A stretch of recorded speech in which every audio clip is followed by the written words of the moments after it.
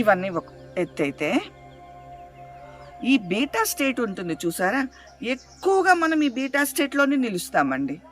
8 గంటలు నిద్రకి వదిలిపెట్టేస్తే మిగిలిన 16 గంటల్లో ధ్యానము, యోగము, ఈ మెటాకాగ్నిటివ్ స్కిల్స్ లేకపోయినప్పుడు ఇంకొక 1 అవర్ ధ్యానం చేసే వాళ్ళకు ఉంటుంది అనుకుందాం. మిగిలిన 13 అవర్స్ ఉంటుంది చూసారా, ఈ బీటా స్టేట్లోనే నడిపేస్తాం. ఈ బీటా స్టేట్ ఇంకా ఎట్లా అవుతుందో తెలిసిందా, హై స్ట్రెస్ఫుల్ స్టేట్, మన లోపల ఉన్న స్టీరాయిడ్స్ అన్నీ పంపు చేసే state, dopamine dependent state, addictive state. తెలిసిందా? ఇవన్నీ ఈ బీటా కిందకే వస్తాయి.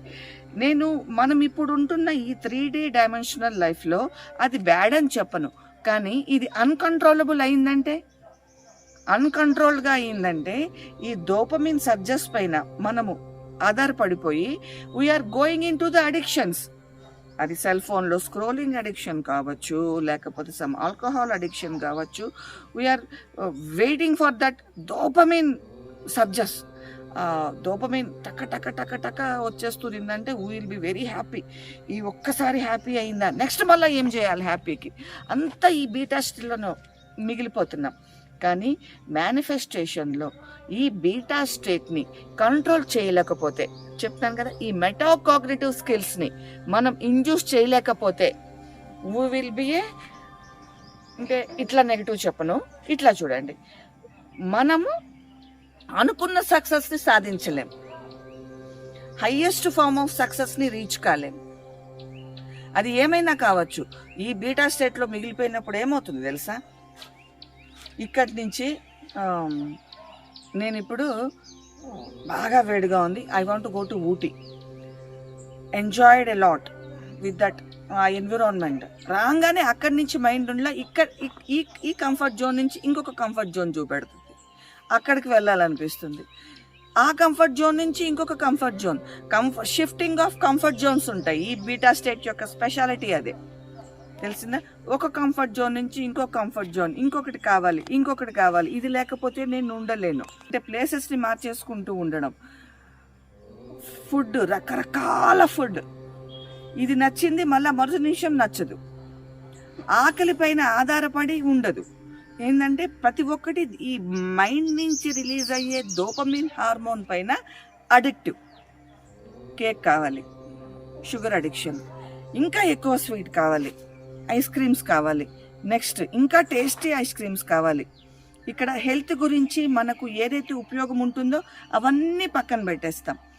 సో ఈ జాగృతిని ప్రవేశపెట్టడం, మెటాకాగ్నిషన్ని మనం ఎప్పుడైతే నేర్చుకున్నామో ఈ స్కిల్స్ని, దేనిపైన కంట్రోల్ వస్తుంది, మన మైండ్ పైన కంట్రోల్ వచ్చి ఈ బీటా స్టేట్ ఆఫ్ ఈ లైఫ్లో, ఎగ్జిస్టెన్స్లో అడిక్షన్స్ని దూరం అవ్వడం మొదలు పెడతాం.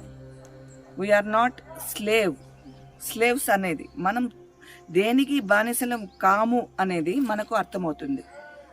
మన మైండ్ని మన కంట్రోల్లో ఉపయోగించుకోవడం. We're not the slaves of our mind. అర్థమైందా?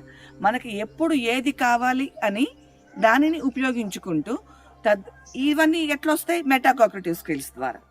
ఈ మెటాకాగ్నిటివ్ స్కిల్స్ ఏంటి అనేది మనం ఫర్దర్గా నేర్చుకుందాం.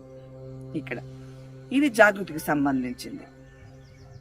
Next dream therapies, dream state, alpha స్టేట్ని ఏ విధంగా ఉపయోగించుకుంటాం దానిని నేర్చుకుందాం.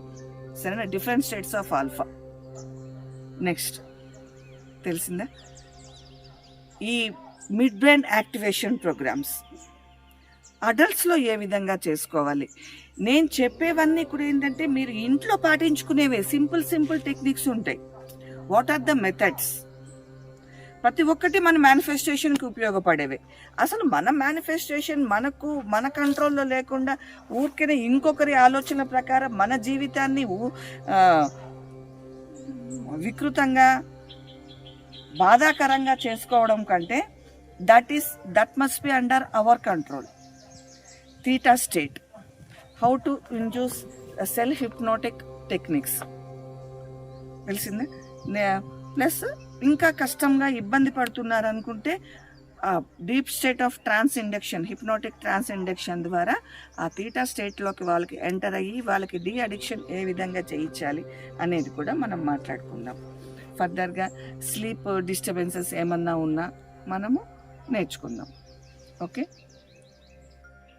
హాయ్ వ్యూయర్స్, ఈ వీడియోకు సంబంధించి మీకు ఇంకేమన్నా క్లారిఫికేషన్ కావాలన్నా, ఇంకొంచెం డీప్గా తెలుసుకోవాలనుకుంటున్నా కింద కామెంట్ సెక్షన్లో కామెంట్ చేయండి. తప్పకుండా నేను ఫర్దర్ వీడియోస్లో దానిపైన మీకు క్లారిఫికేషన్ ఇస్తాను. Thank you.